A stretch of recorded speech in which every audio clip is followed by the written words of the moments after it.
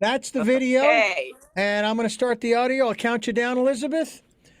In 3, 2, 1, you're live. Hello, hello, hello, Santa Barbara. It's your chantress of everything valuable and beautiful. And I want to start the hour off by telling you about something my mother said to me when I was 13 years old. She said, well, she had 4 kids, and I have a sister and 2 brothers. My sister is a very gorgeous actress, and so my mom pulled me aside and said, I want to just tell you something. Your sister may have beauty, but you know how to put yourself together. And I thought, oh, thanks, Mom. But that brings me to introduce my guest today, who is an expert at putting oneself together. And this is Louis John from Louis John Boutique. He's a couturier.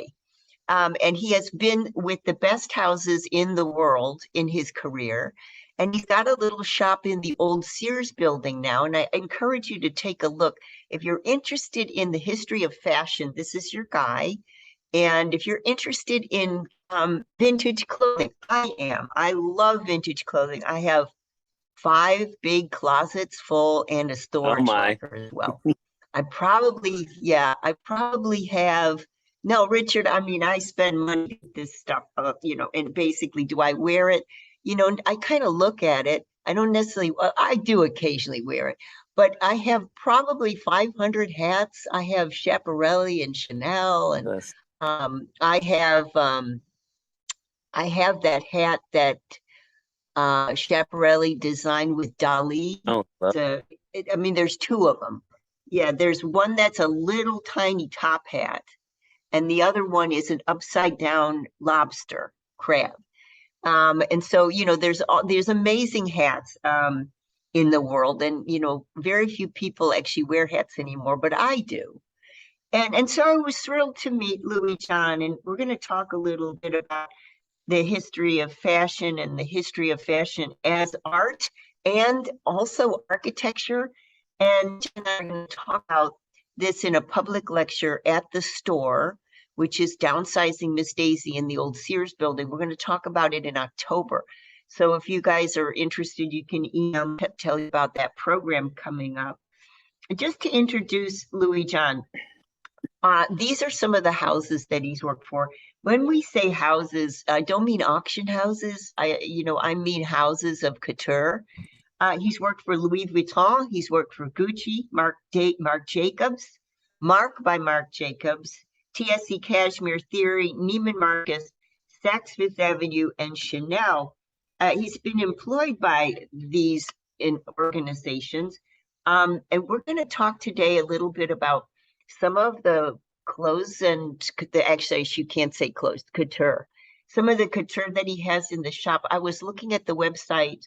I love Jean-Paul Gaultier. I have, I don't know, maybe 3 vintage jackets by him. I like the cutting edge sexiness that he puts into the couture. I want to talk about that. Valentino is another favorite. I want to talk to Louis about Valentino. Richard, I know that you're not interested, but I want to tell you Valentino is different than anybody else because he is not afraid of total femininity. I mean, you can do ruffles with him, and you can do, you can just be just totally the princess with him. And so I want to talk about that. And to introduce Louis John, I want to mention that there's a really interesting story about Pinocchio and him falling in love with Pinocchio. And I want to start the hour off by mentioning probably why, Louis John, I think that story, that myth intrigued you, because this is an inanimate thing that becomes something because there's an outward force that provides for the puppet to become a boy. And the whole parable is about making oneself, creating oneself, recreating oneself. And I think that's probably why, as a kid, you were intrigued by the myth of Pinocchio. Do you agree? Yes, the young boy who kind of felt just out of place, didn't know where he fit in. Who is he? The identity part, and how we fit in the context of this life that we're in. I kind of felt that way. I felt different growing up. Um, I have a attention for detail and art, so I was different from others. I felt it, others saw it, and a lot of times I felt scrutinized by it. But I do accept it now as it just further reinforced that I was different from others, and I'm okay with that because we're all different in our own way, and I embrace it. And that story is just so endearing to me, and to have love and to somebody really love and care and know that person for who they are. It's beautiful. Okay, so now I get it. I get it. It's not just the create recreation or reinvention of oneself, but it's also in the light of probably what do you call it? Sort of the eyes of the world thinking, well, this is somebody who's very different. I get it. I Yeah, get it. I and want to even to know. your point, yes, and even to your point, Elizabeth, it's like it is the creation part as well, because we all are here creating our life and who we are, and even to the certain aspect with fashion, which I know we'll talk deeply into that, how it is it's a persona, it's also a mood lifter, it's all these wonderful things, it is works of art, which I also find fascinating. Of course, the story of Pinocchio and the colors has also attracted me, as well. And even with the Disney animated version, which is the one I'm particularly fond of, the musical aspect of it, which I'm also a musical and grew up with music a lot and have family members who are musicians. So it's well rounded, regarding Pinocchio. Very cool. I want to know, is there one? Okay, so I just want to give a little background. In the history of collecting, there's usually the one that got away. I know that's the idea, like a fisherman's story. Ah, the one that got away, that was, the 12-foot trout, what have you. What is there a work of art that was a piece of couture that you loved and envied and could have had, but kind of didn't get? Mm. There were several, I have to admit, um, because they're such beautiful collectibles, as I would call them. But I will talk about something that was it's a little bit more forefront in my mind at the moment, is a pair of these Christian Louboutin loafers that I saw about 8 years ago on a birthday celebration in Las Vegas, and they have the boutique there at Caesars, and they have these beautiful on the shoe front itself at the top at the break where the loafer is. They have all these leather tassels that were tied into knots, and it's not just 4 or 5, there must be a good 20, and it clumps up almost into a puff, but it dangles and it's loose, so it was very clever, and it was this kind of like muted beige, new buck color, and I tried them on, and I just thought these are just so different and fun, and they're eye catching. It's a simple loafer, but it's so much more. And I walked away from them because I was trying to be good. It was a birthday trip and going to see a show and staying at the Wynn, which I love. And I was like, no, I'm gonna be good. And then the next day I went back and they were half price at that time. I went back the next day and they were gone. And I just thought, oh no, darn me for trying to be good. I'd never be good. Is the moral of the I'll story. never be good again. I know, I know, I know. I Well, am. I am. so what? So one of the things that I love, um, I have, in a previous life, I lived in San Diego, and my office was very close to a shop that kind of was a junk store, and somebody had dumped a trunk of runway purple label Ralph Lauren clothing that had just been on the runway. I don't know where they got these pieces from, but it was a whole trunk full of purple label Ralph Lauren, and it was in, mostly it was size 4 or 2, because the models were very thin, and also extra long because the models were very tall. Well, that happened to be my body type. I bought the whole trunk. And so I have probably, yeah, it was cheap. I mean, he didn't know what it was in there, but I have, sometime you'll come over and you'll see I have leather dresses and coats, tapestried evening coat, all purple label Ralph Lauren.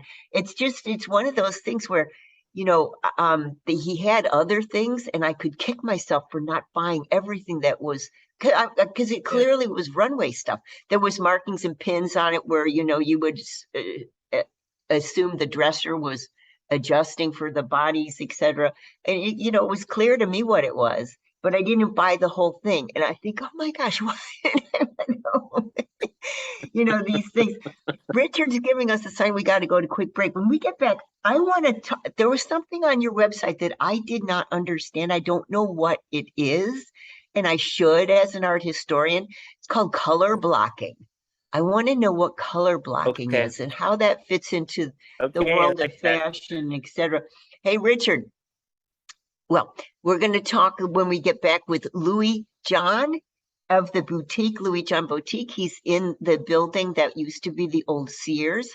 And he's in the front kind of major large section of Downsizing Miss Daisy there. Hey, Richard, let's go to quick break. Yeah, let's go to quick break. When we get back from the break, you have to tell us your fashion favorites, Richard, but outside of the dark t-shirt and the hat.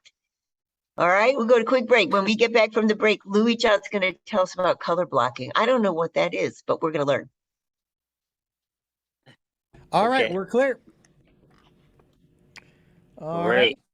Mo, and if we're ready to start, Elizabeth is getting up. She's moving across the room. Take a break. Yeah, can you tell Glenn? I can hear him. Please try to keep lower. All right. Okay. Here we go. In 3. Ask Richard if he can hear background noise right now. What? Can you hear background noise from us? Just Mo. Right. Okay. Okay. No, you're fine. You were just fine. I'm not hearing any extra noises back there. Okay, good. Because they're talking and moving stuff in. Yeah. Okay. Perfect. Yeah, just keep the weed whackers to a dull roar, okay? All right, here we go. 3, 2, 1. You're live. Welcome back. It's Elizabeth Stewart. I'm talking with Louis John of the Louis John Boutique, and he is an amazing resource for us in Santa Barbara. It's funny, when I moved here, there was a book, Louis John, called How to Santa Barbara, and it said that, as opposed to San Diego, Los Angeles, San Francisco, in Santa Barbara, if you are in high society and you are on a lot of not-for-profit boards and you go to a lot of not-for-profit openings and gallery openings and symphonies and this sort of thing, it is a sign of your sophistication to wear the same dress to everyone. Well, that was about 20 years ago, and things have changed in Santa Barbara now. Mm-hmm. So we're not showing that we don't have the fashions that we think we should have, because that would be too insulting. This is the opposite now, and welcome that you moved here to Montecito in just a few years ago. So I want to know this idea of color blocking, what that is, and how you work that into your career. Okay. Thank you. So yes, I moved here from San Francisco to Santa Barbara here in 2010 in August. So I'll be celebrating 12 years this month. And I would have liked to have seen that book, How to Santa Barbara, because It's still I missed around. that. Okay, I missed it. And I was still trying to figure out what to do when I got here. Moved here in a relationship from San Francisco. But being at the fashion houses and dressing, I would say thousands of people, it's something that I enjoy because it's the part of my art where I like to have balance. So in my interior design work, in writing, music, anything that I do, photography, I like to have balance of the pieces and the energies. And when I would dress people beforehand in the shops, and even now, I look at height, body type, color, light, and I just instinctively I pick things that I see. It's kind of when I photograph, I was photographing models, families, children, and I'd see the photo before I took the photo, and I see it as I'm dressing somebody while walking around. And the concept of color blocking came when I would do wardrobing for people before I moved here, to start trying to create my brand back then. And it's something that I did to help others, and also to, at the time, to step outside of the stores. And my help with helping others and the color blocking was I wanted to, there are a lot of people that are, how would I say, they're stylists, and they would go out and they would buy things for their clients, which I understand. Okay. And I do that when they would come into the stores.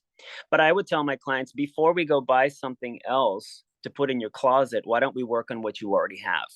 Because I believe you already have spent this time and money and you have a great collection.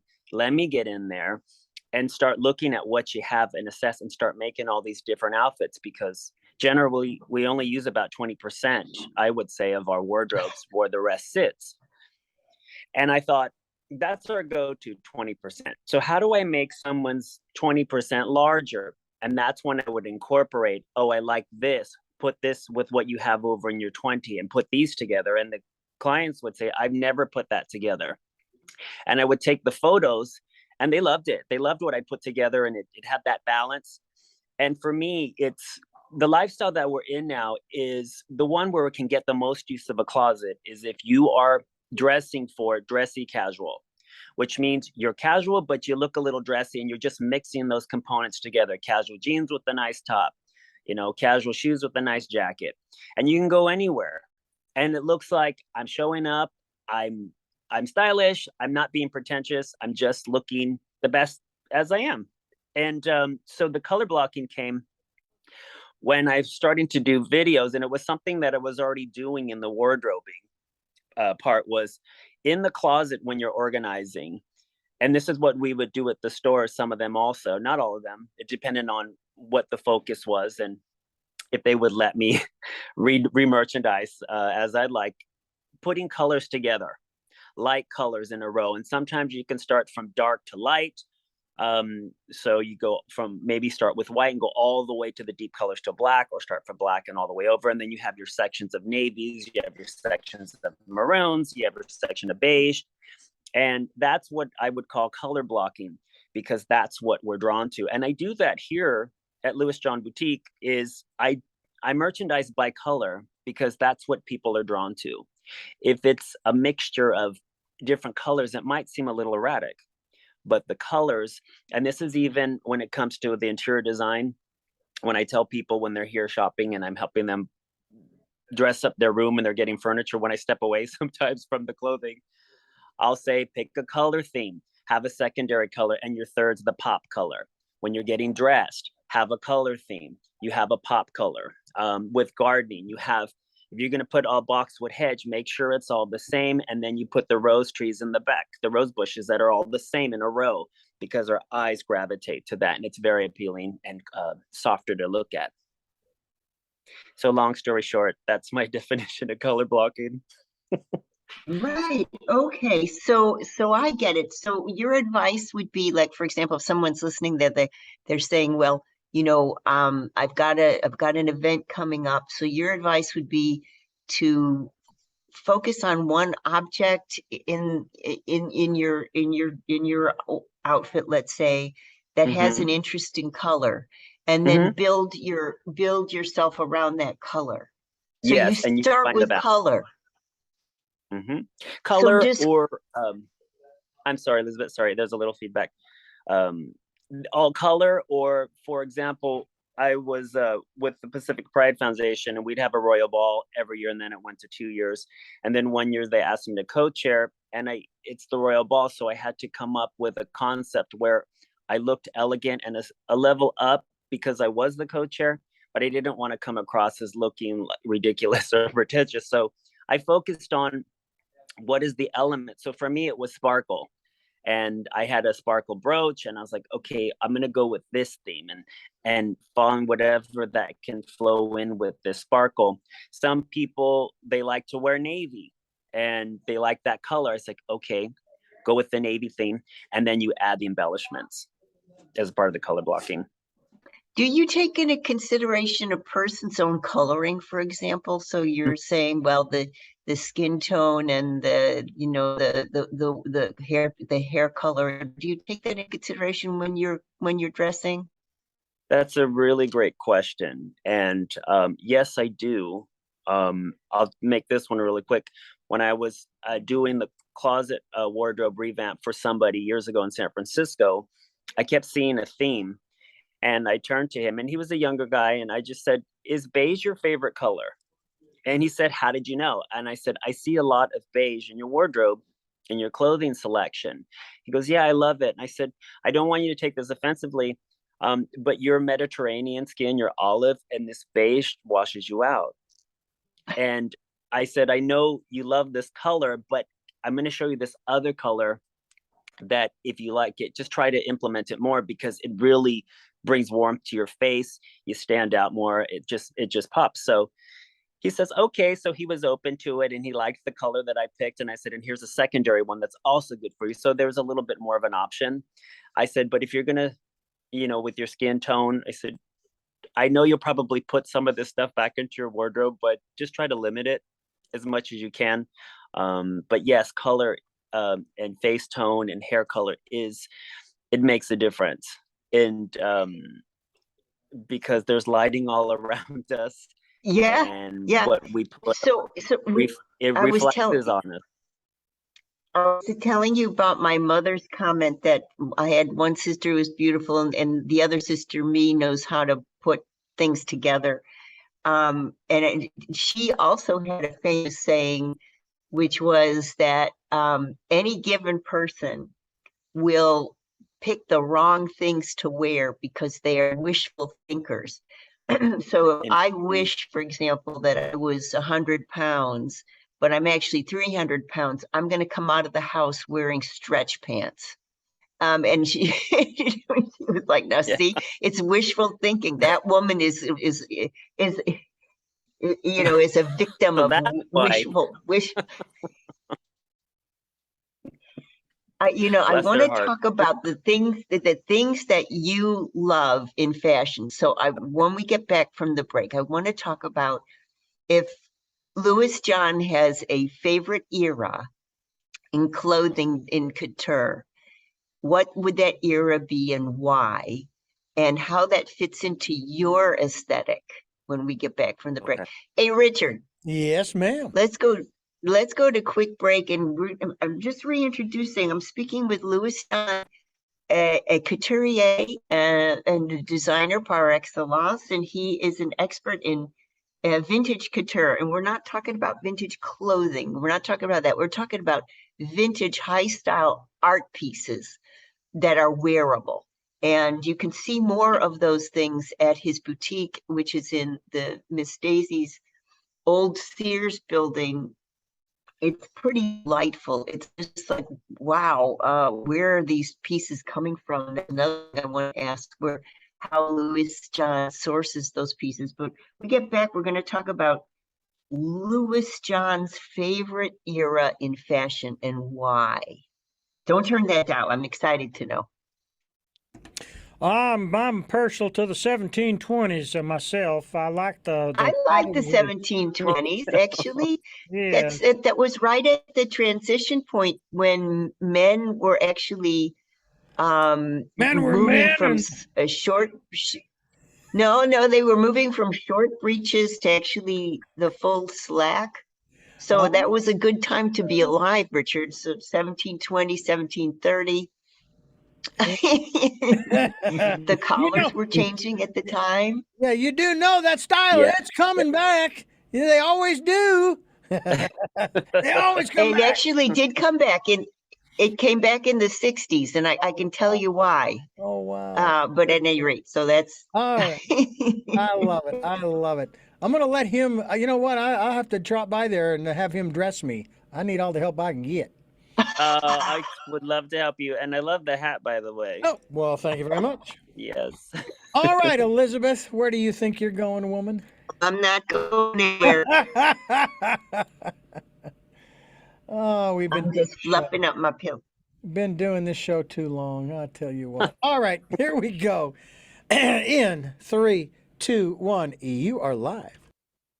Welcome back. I'm speaking with Louis. John is couturier and master designer as far as clothing is concerned.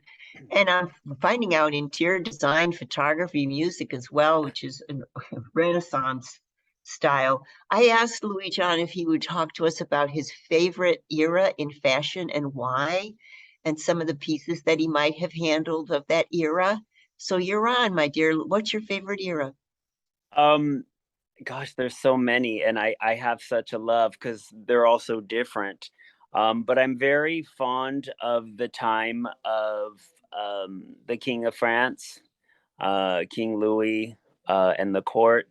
The detail in the couture itself is quite exquisite, and every little bit of color, every loop, everything down to the shoes, the hair. It was pageantry. It was show. It was, you were in front of society and you were on stage. And that's my background also with stage and film.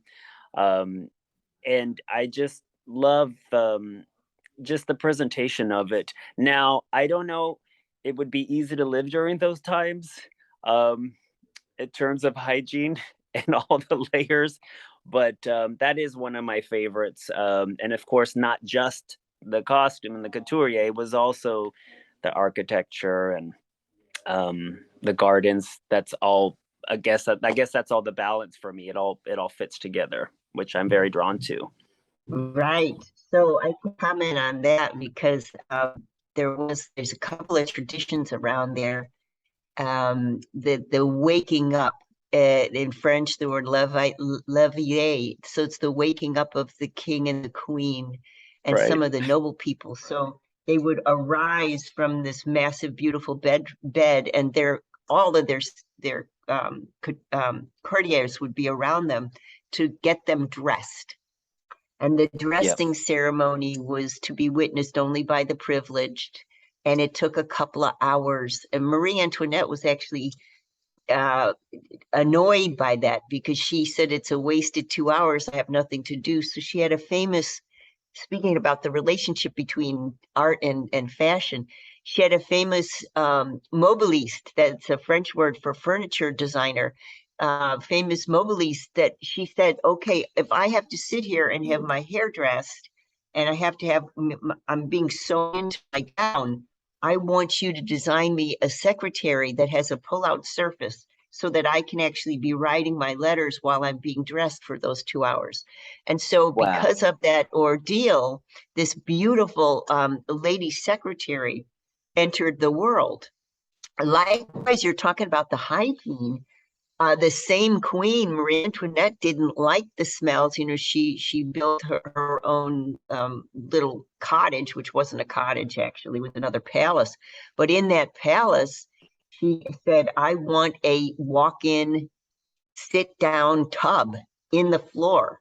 And so when she entertained, people would bathe. Of course, they bathed with the couturier right behind them to dress them and drape them, etc., beautifully.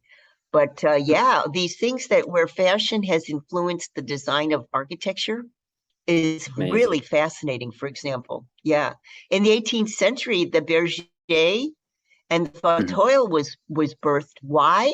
Those are two types of chairs. One has the full arms, so the arms are upholstered all the way down to the seat. That's to accommodate the men. And then the other type is to have just the shape of the arms with no pad on the side.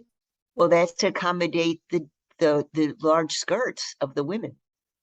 And so Fascinating. so you have that interplay between, beautiful fashion and furniture design. Those styles have remained with us for 200, 300 years. So Berger, the fauteuil, those are two chairs that, from Louis XV and Louis XVI, that they're here forever. So Oh there's yeah. an interplay. So you like the 18th century, and you like the idea of the 18th century being so cohesive in terms of the architecture, the fashion, the garden design. The Yes, I furniture. myself Yeah. do as well. Yeah. I want to talk a little bit about what you look for. What sets your standards, Louis, on, for example, on your website, you talk about the Met Gala. And I wonder what runway shows you look at to kind of get yourself into, what is au courant, what you enjoy to show, how you show it. So what are your iconic visual treats? Uh, I do a lot of social media trolling, and scrolling, if that's a term, on Instagram, sometimes on TikTok if they have. I like to watch the fashion shows, and the fashion shows are really a lot of times very exciting for me because it's not just the clothes. It's again, it's the drama, it's the presentation with the music and the movement of not just the garments but even the models themselves. It's like a dance. The whole fashion show is like a dance. And I've been a part of several fashion shows over the years.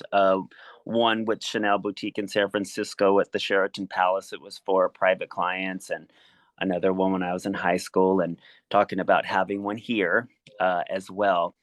And it's just those watching those fashion shows and seeing each item come down. It's like, okay, what are they presenting next? Ooh, what's this? What's the next one coming down? Oh, I like that one. Oh, I like this one even more.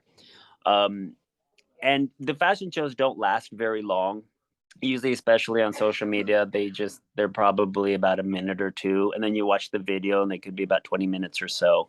And even the stage themselves, like Karl Lagerfeld, when he was alive, he would do these great huge presentation stages for Chanel. When they'd come out, it would be all different, and it would be huge scale presentations and architecture, which is fascinating to me. So it's creating this world of what my collection is right now. And it's almost like you open up a storybook, and when you're reading, you're in the story, but you're at a fashion show. So that's one of my inspirations, is watching the fashion shows. Um, what else? And even when people bring things in for consignment, I love seeing the variety. I don't take everything. I have to scale it down, or else I'll just have too much. But I want just the specialty pieces that call out to me. Some items I'll say, oh, this is great, or I'm not sure about that, but I'll try it for them. But then there's these wow ones that come in. I'm sure they hear me around the store, because I'm, oh my gosh, and I'm gasping, and I probably sound so giddy. But those are the pieces that just, they're showstoppers. And I get to bring them into the store, and I do videos on them on Instagram. Not clothing as much, more of the accessories, but for the videos. But the clothing, when it comes in, some of them are just sensational, like Dries Van Noten, this designer who just creates these fabulous brocade garments and shoes with these illuminate colors. It's just fabulous. I'm sorry, I'm rambling on fashion. No, that's what I wanted to know is, how you source what you have in the boutique. So people bring things in, they contact you. Do you shop yourself? In other words, do you do like the thrift stores? Do you do other consignment stores? Do you travel to get your collection together? Um, I'm glad you brought up the word travel, because that is an inspiration for me when I'm away. And I'll comment on that second. But to go back, how I source things, I prefer people, when they send me some photos, either by email or text message, to give me an idea of what they're bringing in. Because everyone's interpretation of fashion or what they have is different. And I will source. I'll say, okay, that looks interesting. Can you bring it in so I can see it up close and in person? Because it's not just what it looks like; it's how it feels when you touch it, or how it reflects light, and what is its shape. Those are all factors when I start looking at items here in the store. And then sometimes I have to grab it and look at it, the garment, and I'll take it over, look at the wall in my collection. It's like, this falls into line with the collection that I'm creating. Some pieces are really easy. Like, I just know I love this. It's fabulous. It has all the details that I like. I could see somebody wearing this, and it's one of those special pieces, and I'll take it. The other inspiration being fashion is, I love traveling. One of my favorite places is Venice, Italy, because again, it's the whole setting of art everywhere. And I'm from San Francisco, so I'm used to art, architecture, and landscaping with the parks and the museums, and even the lifestyle and food. And then you get to Italy, especially Venice, and you're surrounded by this storybook setting of art, and all the details that they put in, and how old it is, and their proud craftsmanship of their art in their buildings and in the lifestyle and in the clothing. And it really inspires me, because it's just everywhere. And even when I go back home to San Francisco, or if I go to New York and Paris, there's just this sense of creativity in the air, and I see it, I feel it, and it's more of a feeling that I get, and I get inspired, and then I'm like, oh my gosh, I'm back. I feel energized. It's fascinating. When people come and buy something from the boutique, do you help them put a whole outfit together? Sometimes, if they're looking for that for an event, and that's usually when that happens. But when they are here, and if I don't know them yet, I just talk and ask questions and look at what they're looking at their color, and I will make suggestions. And usually they're for pieces, and it usually starts with one piece, and then I'll tell them, for example, oh, this jacket, this color. And they're like, yes, I like it. And I said, now, when you get home, you can wear it with this, you can wear it with that. I'm sure you have one of these. They're just like, oh, I do. I actually have one of those. Oh, great. And do you have a shoe like this? Because you can wear it with this flat, or you can wear it with that heel. And I start creating the outfit for them with that one item while they're here. And they may say, oh, I have love something that. like that. I love that. Thank you. I was going to say, I love that instead of upselling, you're actually creating something from their own closet using your imagination. Mm-hmm. Yes, Yeah, and I it's can see the fantastic. outfit with the garment, and with what their who they are and their color, and I can already see it while I'm describing, and they're like, yes, I have. And then I'll say, and also, I have something else here if you're interested, and I think I have it in your size, that can go with this as well. And oftentimes, a number of times, I've grabbed pieces for people, and my disclaimer to them before I show them, I'll say, I have something that I know is going to look amazing on you, but you probably have never thought about it, or you don't have it in your wardrobe, and you probably be like, that's not my style. But I'm going to show it to you, and I'll go get it. And they get it like, yeah, that's not me. And I said, but if you can just try it on and humor me and just see if you like it, because I think you may. And then they put it on, and they're like, oh my gosh, I love this. And I say, you'll wear this, you'll love it, and you'll get lots of compliments, because people will recognize it, and it's not something you have in your wardrobe.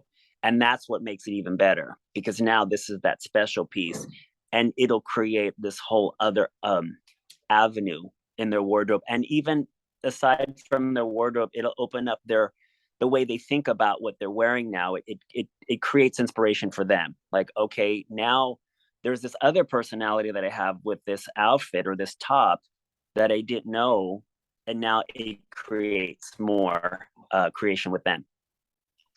That's fantastic because you do feel that you feel like, oh, I'm a slightly different person when I look a slightly different way. And that Mhm. brings me to the next question I have. So, you mentioned on your website that you're interested in the shape of bodies.